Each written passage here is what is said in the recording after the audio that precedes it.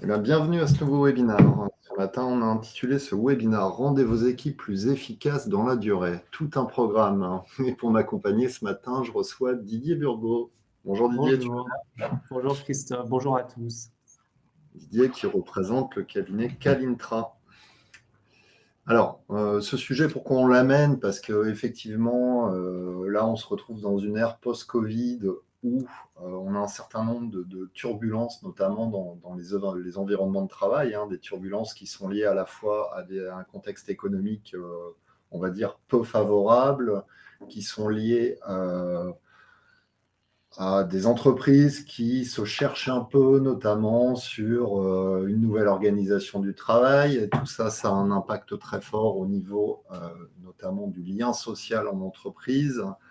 Et puis, on en avait discuté ensemble, Didier, le lien social, c'est une des dimensions qui fait que le monde de l'entreprise aujourd'hui est un peu complexe, puisqu'on a une perte de lien social qui peut engendrer notamment des difficultés et à terme, je dirais même une baisse de productivité de la part des organisations. Je vais te laisser représenter rapidement qui est Calintra. Merci Christophe. Qualintra, en quelques mots, nous sommes un cabinet de conseil en management et nous sommes aussi une plateforme, c'est-à-dire que toutes nos solutions sont adossées à des plateformes de haute technologie et on travaille sur deux sujets. L'engagement des salariés à travers des enquêtes qu'on conduit pour toute entreprise, tout secteur, tout pays, et de développement des compétences de leadership à travers des outils 360 et des outils de feedback. Nous existons depuis 2000 et nous sommes une petite équipe que nos clients nous font la gentillesse de caractériser comme une petite boutique sur une niche haute couture. Super. Alors, avant de passer à la suite, du coup, vous avez collecté pas mal de data hein, au fil des années et puis plus récemment. Donc, je vais vous soumettre quand même une petite question pour démarrer. Donc, il y a des études qui ont été menées. Il y a une question qui a été posée aux entreprises. La question est: l'information circule-t-elle bien entre les différents départements de l'entreprise? À votre avis, quelle est la réponse? Oui pour 25%, oui pour 49%, oui pour 7%, ou oui pour 79%.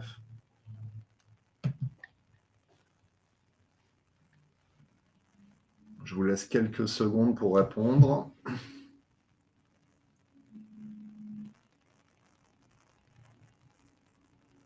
Comme ça, on s'assure que tout le monde est bien réveillé.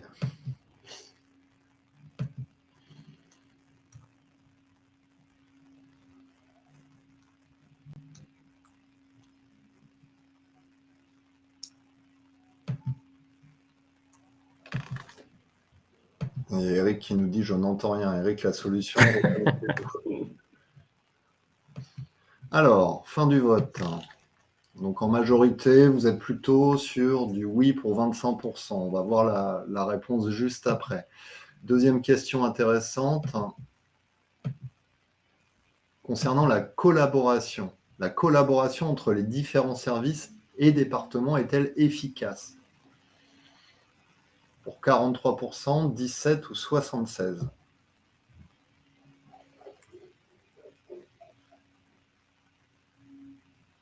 C'est plus serré.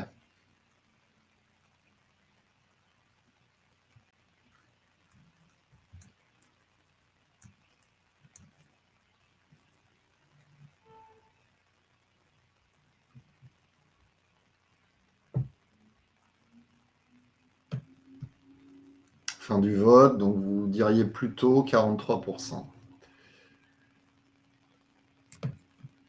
Alors, on va vous donner les réponses tout de suite hein, pour démarrer. Didier, je te laisse. Écoutez, bravo, parce qu'effectivement, les données tirées de nos enquêtes mettent en évidence un contraste très intéressant, comme vous le voyez à l'écran, entre la perception de l'efficacité de l'équipe en elle-même, en son sein, et la qualité du travail en équipe avec les autres départements et services. Alors, juste pour mémoire, en ce qui concerne les 360, par exemple, on en administre entre 5 et 10 000 par an, ce qui nous donne une certaine perspective sur ces sujets. Effectivement, au sein de l'équipe, vous le voyez, les chiffres sont très bons. On fonctionne bien ensemble, on s'entend bien, on s'entraide, il y a du support, on compte sur l'aide des uns des autres. La photographie est totalement différente quand on regarde la relation entre les services, où effectivement, il faut souvent réinventer la roue parce qu'on n'a pas les bonnes infos. On perd de la productivité, de la performance parce que les équipes commerciales ne se partagent pas les informations sur les clients.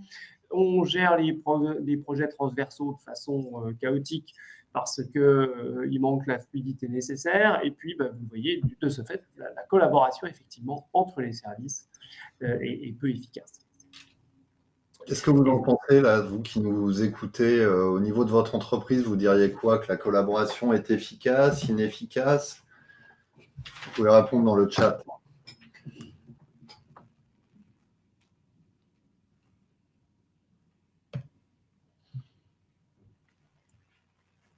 Et du coup, puisque c'est le sujet de notre webinaire d'aujourd'hui, les questions qui se posent, c'est de quelle efficacité parle-t-on? Comment est-ce que c'est inefficace, assez opaque? Ouais, je vois effectivement ce qui se passe dans le fil. Inefficace. Pour le moment, c'est inefficace. Ouais. Bon, je crois que tout le monde est quand même assez d'accord. Pas toujours fluide.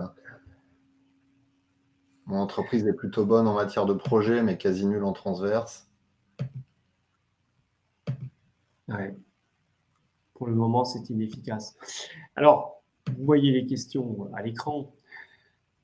Ce qui nous a motivés chez Qualintra à travailler en profondeur sur ce sujet, c'est évidemment aussi le prolongement de cette crise du Covid. Ce qu'on observe dans les 360, ce qui est très intéressant, c'est que les managers sont très bien évalués par leur équipe, plus que ce à quoi on s'attendait finalement, et que, en revanche, par leurs pairs ou leurs partenaires, clients internes notamment, eh bien, ils sont moins bien considérés et les perceptions sont beaucoup plus critiques. Pourquoi? Parce que souvent, les managers qu'on interroge sont des gens très engagés, très convaincus par le rôle qu'ils doivent jouer à la fois de coaching, d'entraînement, d'engagement vis-à-vis de leurs équipes. Ils ont consacré beaucoup d'énergie et de temps à la motivation, la mobilisation, au bien-être de leur équipe. Et de ce fait, sans forcément le vouloir, ils ont négligé la relation transverse. Ils prennent moins le temps de passer la tête dans le bureau de leur père, ils prennent moins le temps de s'arrêter à la machine à café pour discuter avec eux, et de ce fait, la relation transverse en souffre. Ce qui explique qu'on va travailler évidemment sur ces deux éclairages, l'éclairage interne, comment on travaille bien entre nous, ensemble, et puis l'éclairage externe, quelle est la perception de la contribution qu'on délivre à nos clients internes, à nos pairs, à notre écosystème. Comment cette efficacité est-elle perçue? Et puis, on le verra dans un instant, y a-t-il des écarts de perception? C'est-à-dire que est-ce que nous, au sein de l'équipe, on considère qu'on est vraiment au top vis-à-vis de nos clients internes, alors que nos clients internes, ou certains de nos clients internes, vont considérer que finalement, cette efficacité, elle est très perfectible. Et puis, troisième point très très important, le niveau d'engagement. On ne peut être efficace que si on est engagé, ça c'est évidemment une grosse lapalissade, mais derrière ça, il y a... c'est quoi l'engagement? L'engagement, c'est la confiance qu'on a dans l'entreprise, c'est la capacité à se projeter dans son futur, la confiance dans la stratégie, c'est la fierté qu'on a à travailler au sein de cette équipe, au sein de cette entreprise, qui va s'exprimer à travers des jugements positifs au sein de l'équipe, entre nous, vis-à-vis des autres équipes à la machine à café, on est souvent un ambassadeur de l'entreprise, vis-à-vis des clients externes, et aussi évidemment vis-à-vis de son cercle personnel. Et puis, la troisième composante de l'engagement, qui est vraisemblablement la plus importante, c'est l'action, c'est cette capacité, cette envie spontanée de faire le pas de plus, d'aller au-delà de ce qui est attendu de soi. Si cet engagement n'est pas au niveau attendu, vous aurez immédiatement compris que le niveau de performance, de productivité va baisser. Lorsqu'on a utilisé tous les leviers habituels à disposition, croissance externe, innovation, part de marché, réduction des coûts, il y a un levier qui permet encore de gagner de la performance, c'est l'engagement des salariés. C'est pourquoi, à travers la mesure qu'on va faire de cette efficacité, il est indispensable aussi de mesurer le niveau d'engagement de l'équipe. Pas d'efficacité sans engagement des collaborateurs. Alors, on entend beaucoup parler en 2022-2023, plus que d'engagement, de sens au travail, qui est devenu un petit peu le sujet marketé dans la sphère RH. Et on a vu sur 2020-2021 les entreprises s'emparer de ce sujet du sens au travail, finalement presque en le dénaturant et en offrant à leurs collaborateurs et collaboratrices notamment des actions associatives, des projets RSE, des projets relatifs à l'écologie, etc.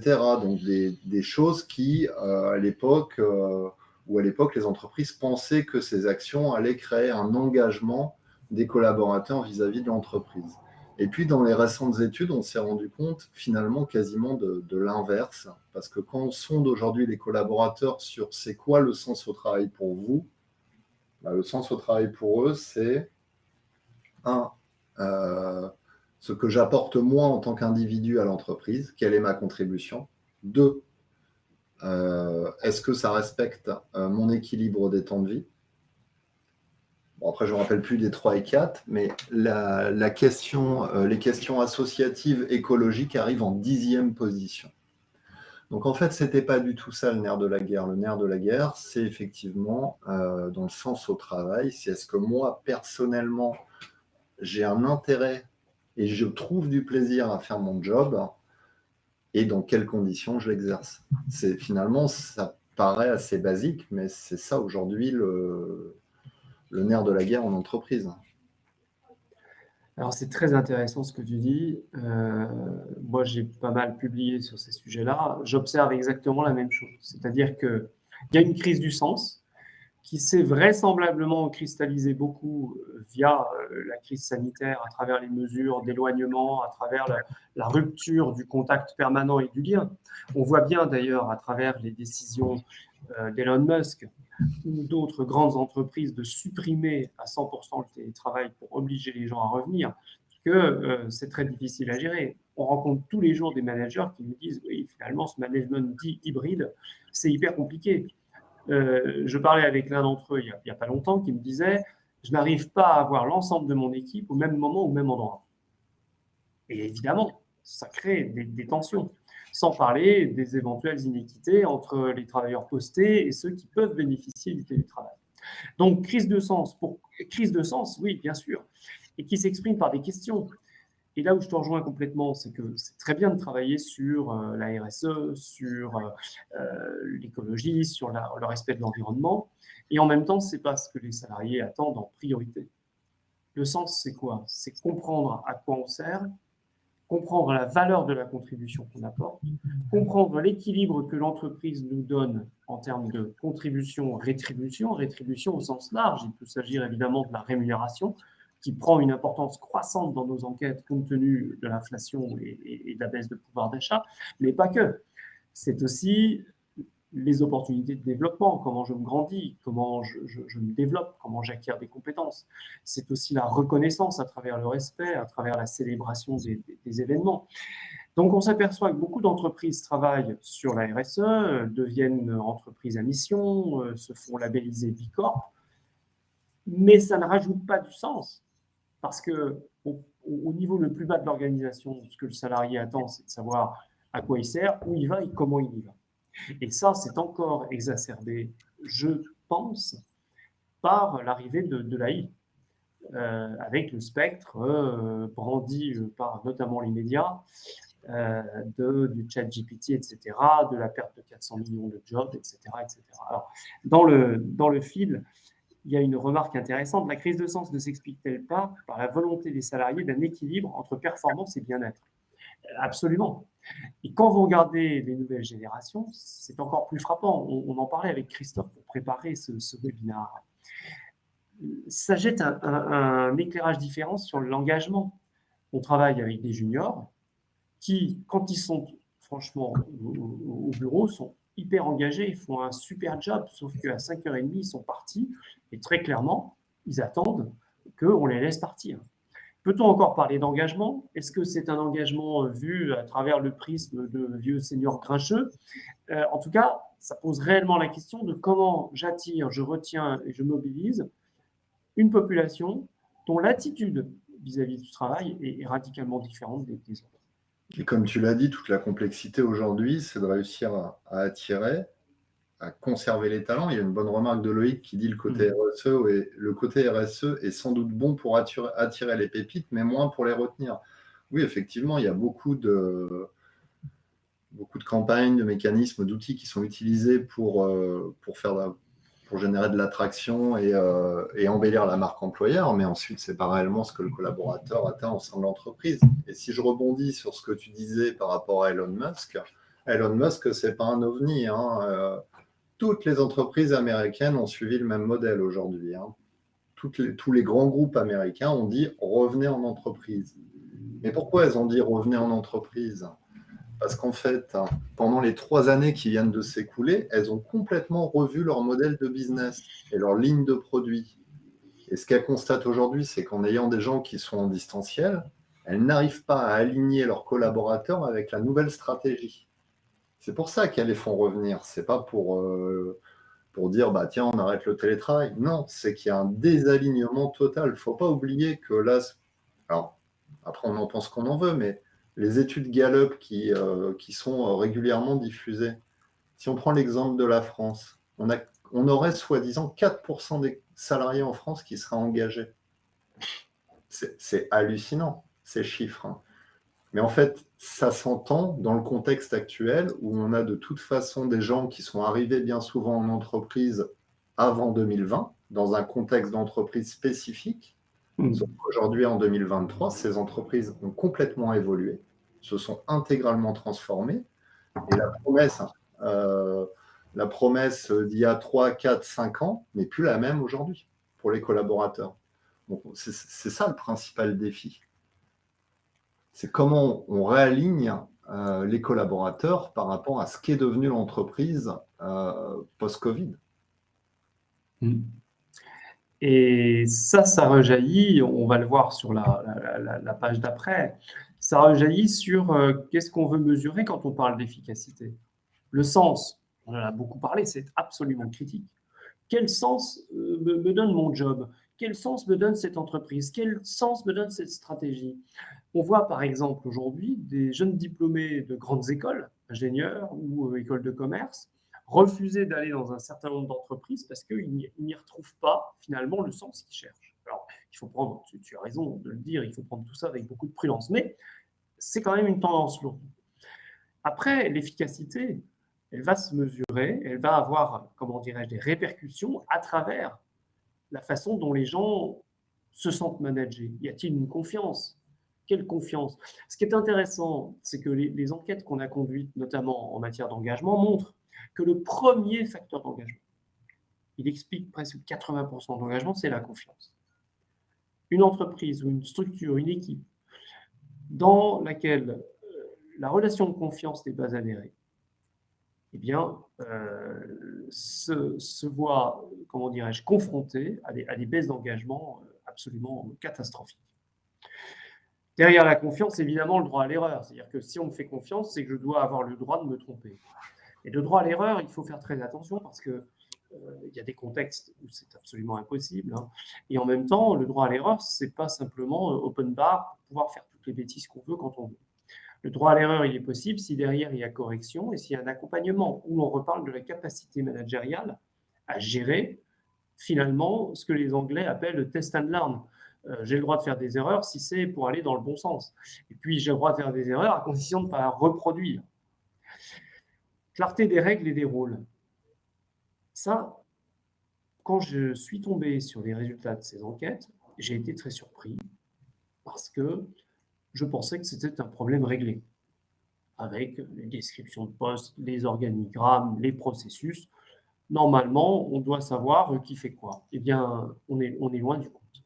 Même au sein d'équipes réduites, les rôles ne sont pas toujours clairement définis, les plates-bandes des uns communiquent avec les plates-bandes des autres, ce qui produit deux effets. Premier effet, c'est j'ose pas aller au-delà de ce qui est attendu de moi parce que finalement, je ne sais pas si c'est mon périmètre ou celui du voisin. Et puis le deuxième effet, c'est puisque rien n'est défini, je m'approprie au contraire le rôle du voisin. Et on imagine bien tout de suite les tensions que ça peut générer. Agilité. Oui, aujourd'hui, on est dans un environnement complexe. L'agilité, c'est aussi la capacité à s'adapter à des situations, à des environnements, à des contextes, à des cultures et à des comportements différents.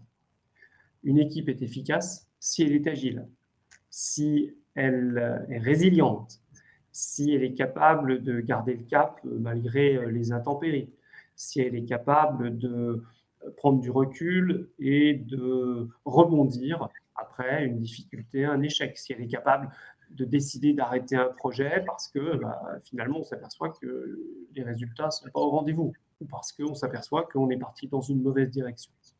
Et puis la proactivité, c'est quelque chose qui est évidemment très attendu par l'écosystème. Plutôt que d'attendre, par exemple, avant d'aller annoncer que le délai ne va pas être tenu, la proactivité, ça consiste à tenir ses engagements, y compris à aller dire écoute, j'ai pas une bonne nouvelle, on va pas pouvoir livrer à temps parce que. Donc, mesurer l'efficacité des équipes, ça consiste à mesurer l'ensemble de ces éléments plus d'autres. Là, ça s'entend dans la mesure, là, tu mesures une équipe et les individus qui la composent.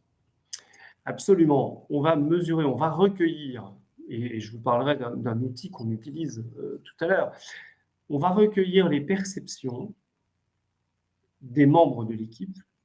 On va recueillir les perceptions du manager de l'équipe, parce que tu parlais d'alignement tout à l'heure, on s'aperçoit que parfois, il n'y a pas d'alignement entre le manager et son équipe naturelle. Et on va recueillir les perceptions de l'écosystème de cette équipe, c'est-à-dire ses partenaires et ses clients internes.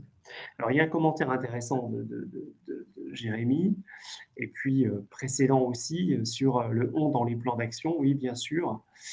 Et puis aussi parce que faire que les rôles se superposent, n'est-ce pas un moyen pour les entreprises d'assurer une continuité sur un projet en cas de départ d'un membre de l'équipe? Absolument, bien sûr.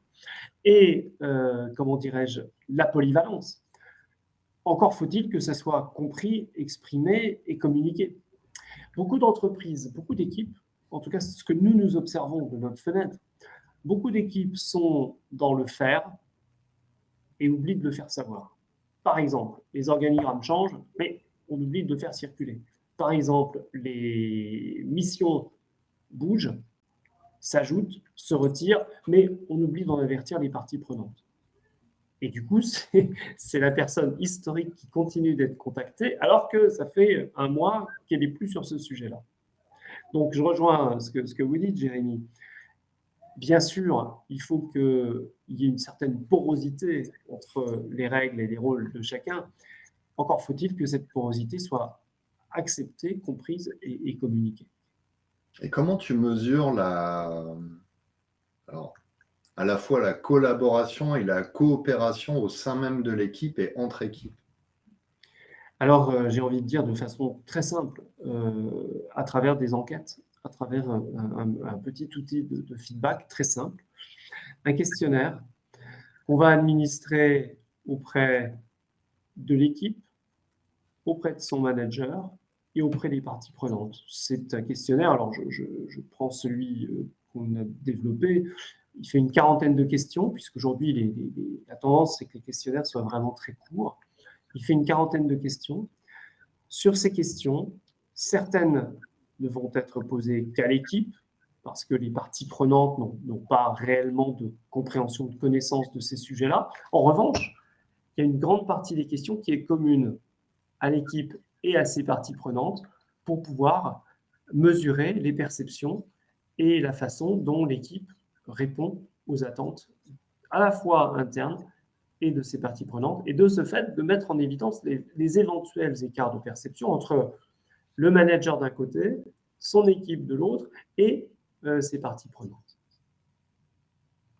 Parce que cette notion de collaboration, elle est fondamentale vis-à-vis de l'engagement et de cette perte de lien social. C'est ça qu'il faut réussir à réactiver finalement, le fait que les personnes coopèrent au sein même de l'équipe et avec les autres services de l'entreprise.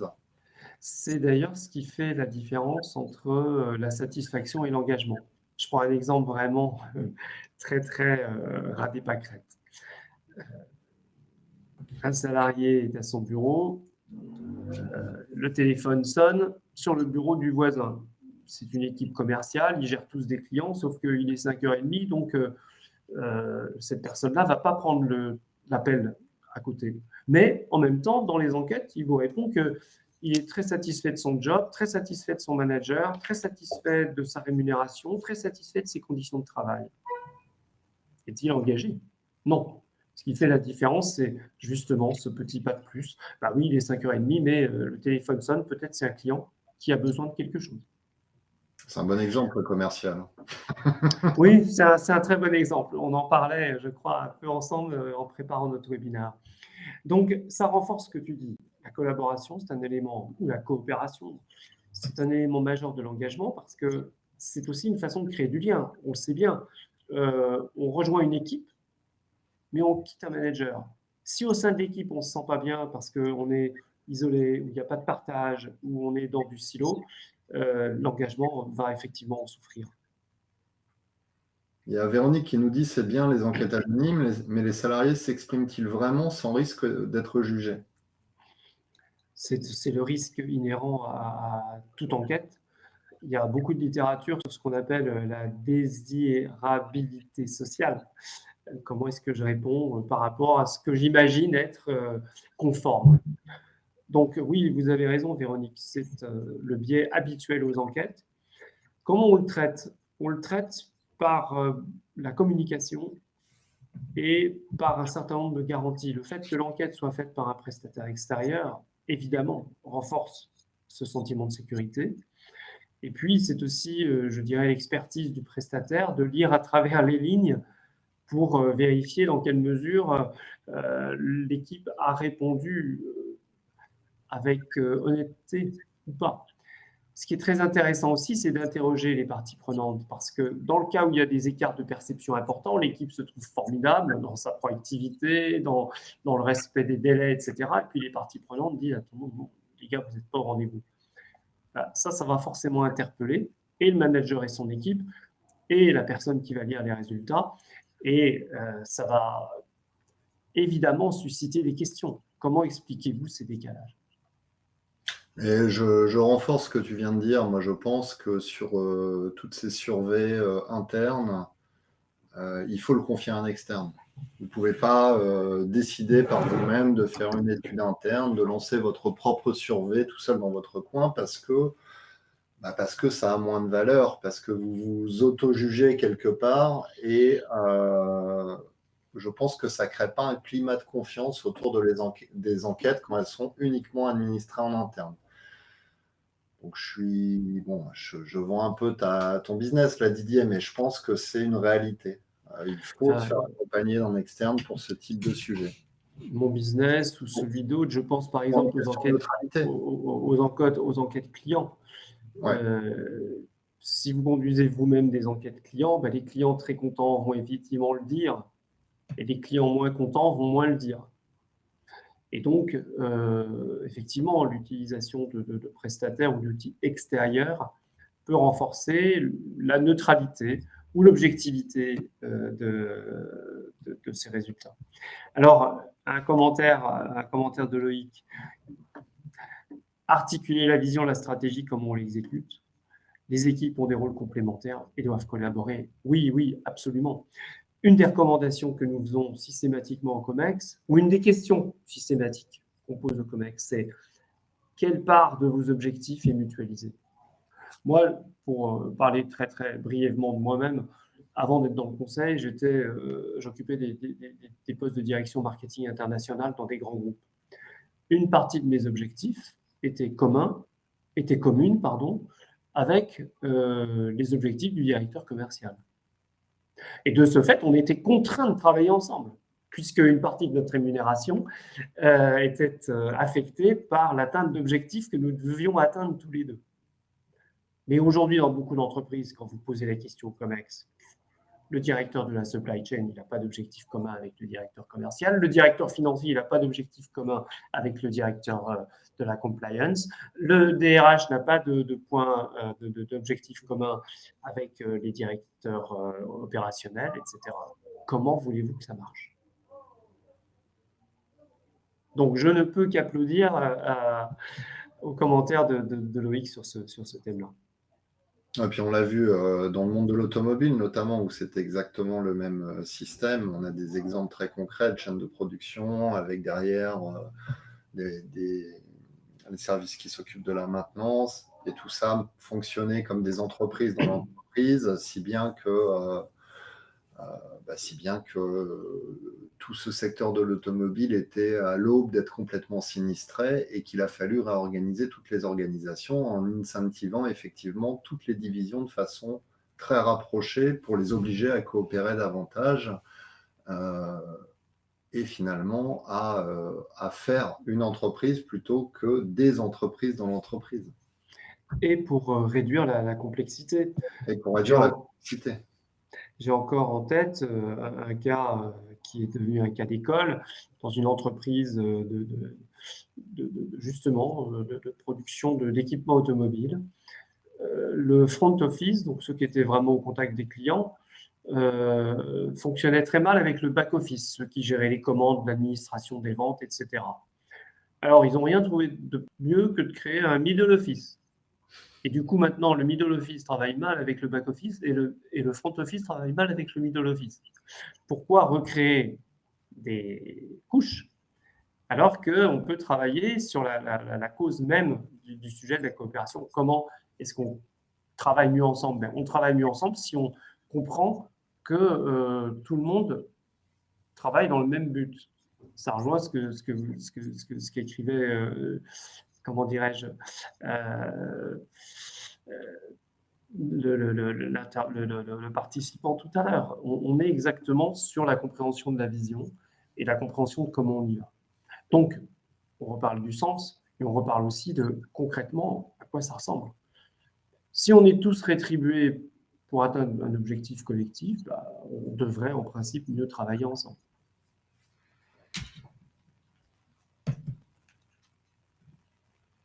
Alors, on va parler un peu du concret, rentrer un peu dans le détail du 360. Avant ça, j'ai une question à poser aux participants. Est-ce que vous utilisez aujourd'hui le 360 ou d'autres modalités d'études, d'enquête interne auprès de vos collaborateurs, notamment pour mesurer cette notion d'engagement? Si vous pouvez me répondre dans le chat. Et pendant ce temps-là, Didier va nous rappeler ce qu'est un 360. Alors, un 360, c'est vraiment très, très simple. Le 360 est un outil qui s'appuie sur un questionnaire et qui a pour objectif de recueillir des perceptions. Le mot est vraiment important, des perceptions, il n'y a aucune vérité, et des perceptions sur la façon dont un individu démontre les comportements qui sont attendus de lui dans son job. Il s'agit souvent de comportements de leadership, de comportements managériaux. On n'est pas sur des expertises techniques, on est sur, au contraire, des compétences comportementales. Et les perceptions sont recueillies par l'ensemble des membres de son écosystème.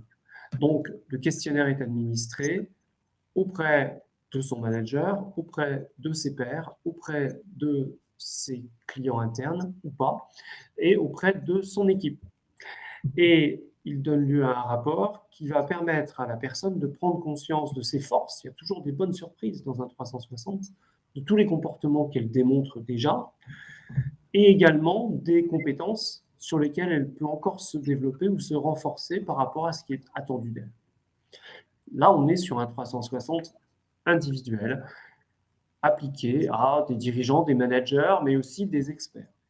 Ce que nous avons développé chez Qualintra, c'est tout simplement la translation de cet outil de 360, outil individuel dans sa finalité, à une équipe pour en faire un outil d'efficacité collective. Donc, on va poser un certain nombre de questions à 3 publics, l'équipe naturelle, les membres de l'équipe individuellement, le manager de cette équipe et les parties prenantes de cette équipe, que ce soit des partenaires, des clients internes, des pairs, pour comprendre et aider l'équipe à comprendre ce qu'ils font déjà bien et ce sur quoi ils doivent avancer. Alors également, tu peux également y intégrer des externes de l'entreprise. On peut effectivement, les définitions sont larges. Alors les membres de l'équipe, oui, on voit bien de qui il s'agit puisque c'est l'équipe naturelle, mais dans les parties prenantes, on peut avoir des profils extrêmement différents en fonction même de la nature de l'équipe. Nous conseillons néanmoins de rester sur l'interne parce que les enquêtes clients font partie d'un autre périmètre. Mais effectivement, dans les parties prenantes, on peut avoir les grands experts, on peut avoir les fonctions support, on peut avoir les clients internes, on peut avoir les membres d'une équipe projet. Alors c'est intéressant parce que là, dans les réponses du chat, on est quand même pas mal sur du non ou pas encore. On a quelques personnes qui nous disent utiliser des surveys type baromètre social annuel. Il y avait une personne qui disait on le fait, mais il n'y a aucun plan d'action mis en place derrière, donc ça n'a pas de sens. Ça, c'est souvent ce qui est opposé à ces fameuses surveys, c'est que si on fait une étude, il faut prendre en compte les résultats de cette étude et agir derrière, sinon ça n'a aucun sens. Je pense que l'avantage du 360 par rapport à un baromètre social, entre guillemets, classique, qu'on a beaucoup vu post-Covid, toutes les entreprises se sont amusées avec et finalement ont abandonné ça en 2022 et 2023. Mais l'avantage du 360, c'est qu'il est beaucoup plus actionnable ensuite en matière de plan d'action, puisqu'on touche directement au cœur de l'équipe et notamment à des comportements. Donc on peut agir beaucoup plus facilement. La résultante d'un 360 ne veut pas dire il va falloir engager 200 000 € pour mettre en place un plan d'action. Ce n'est pas ça l'objectif.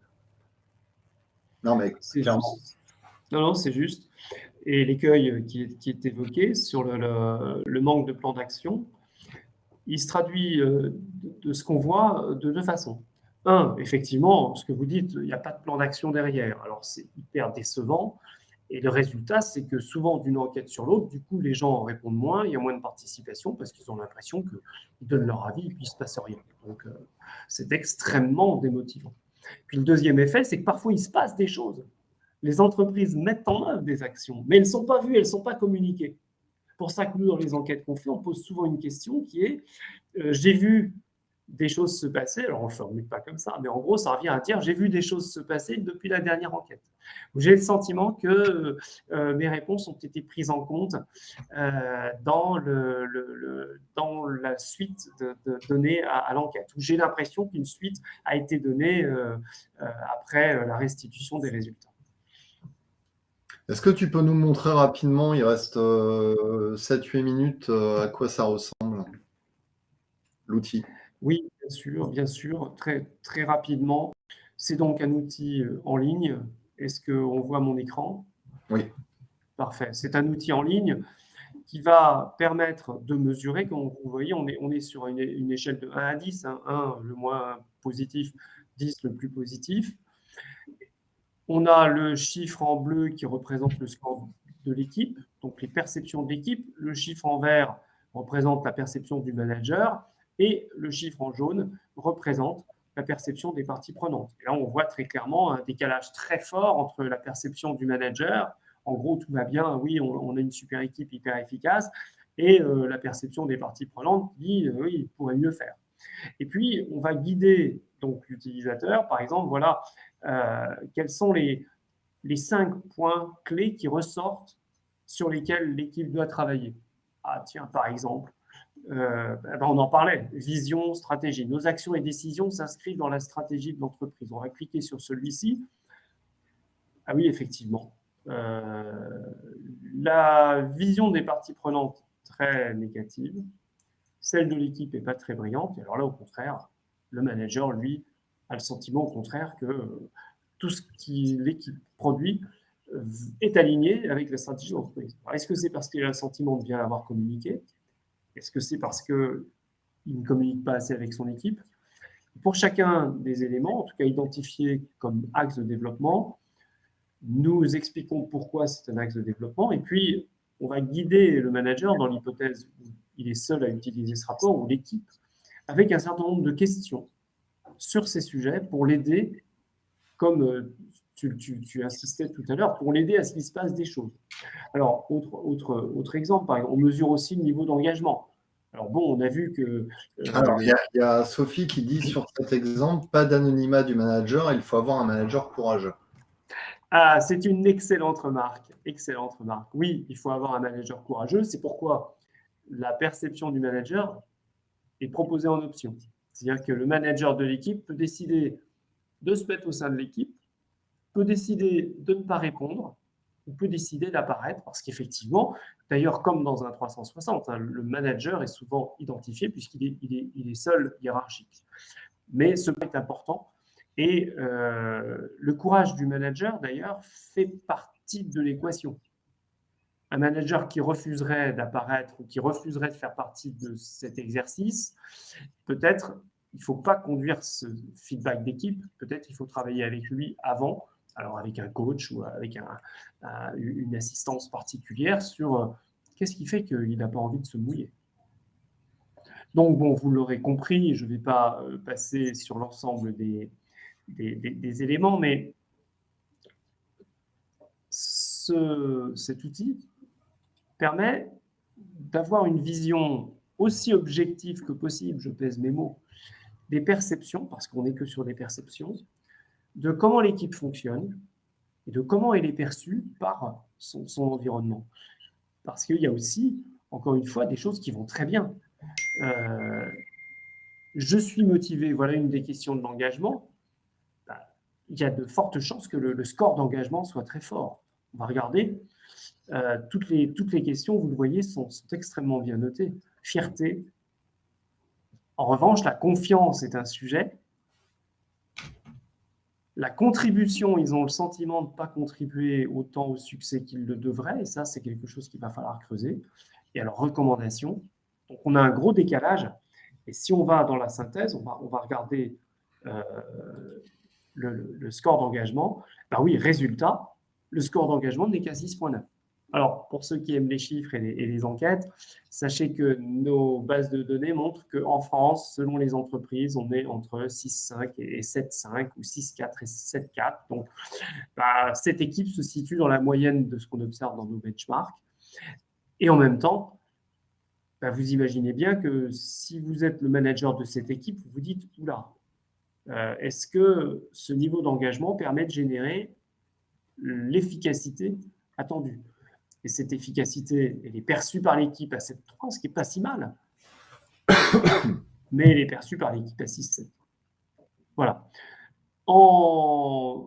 Il y a pas mal de petites astuces dans cet outil. On peut, par exemple, sélectionner dans l'ensemble du rapport une vision, par exemple, uniquement les parties prenantes. Et l'ensemble du rapport va être, vous le voyez ici sur le radar, présenté sous la perspective, sous l'angle des parties prenantes. On peut aussi choisir de filtrer le rapport uniquement, par exemple, par rapport aux scores qui ont été notés bas. Et vous avez ici l'architecture de cette enquête, de ce rapport. Il va me permettre d'aller directement là où les scores sont bas. Tiens, on se donne du feedback. Ben non, on ne se donne pas assez de feedback. Peut-être c'est une des causes de cette perception d'efficacité moyenne. Comment est-ce qu'on peut faire pour davantage échanger de façon plus honnête, plus franche, sur la façon dont on fonctionne ensemble? Est-ce que ce manque de feedback contribue à un manque de confiance? Point d'interrogation. Voilà le type d'information que donne cet outil. Voilà, dans la pratique, combien de temps ça prend? Si tu as une équipe de, je sais pas, 10 personnes, c'est quoi le rétro-planning pour leur faire passer ce type d'enquête? Oh, c'est assez rapide, hein, c'est comme toute enquête. On est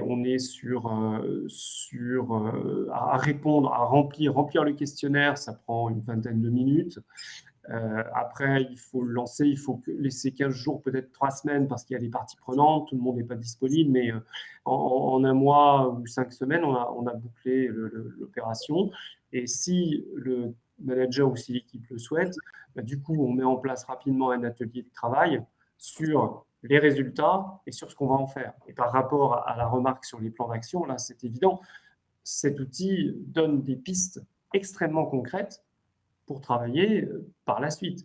Est-ce qu'il s'agit de mieux partager notre histoire commune? Est-ce qu'il s'agit de clarifier les rôles et responsabilités? Est-ce qu'il s'agit de mieux gérer le début ou la fin de projet? On peut rapidement arriver à des actions extrêmement concrètes. Et là, dans la pratique, une fois que tu as lancé ce type d'action, est-ce que c'est quelque chose que tu vas reproduire au trimestre, au semestre, de manière annuelle? Il y a une bonne pratique par rapport à ça? Alors, on peut utiliser cet outil de façon barométrique. Nous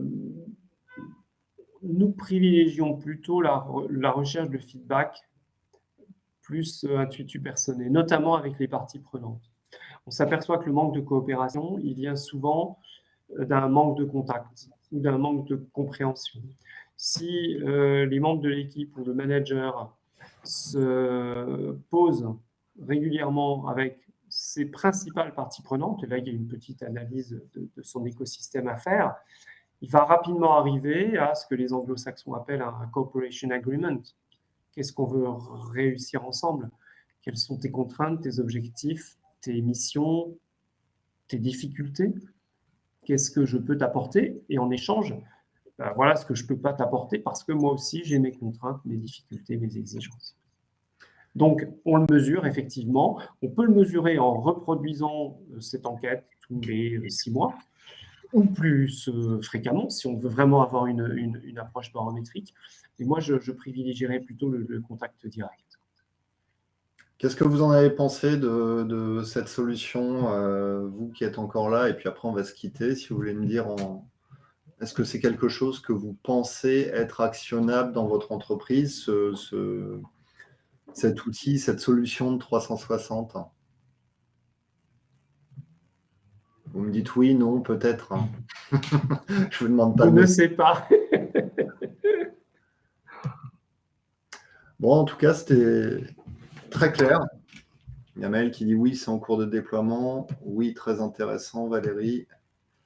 L'outil semble très clair.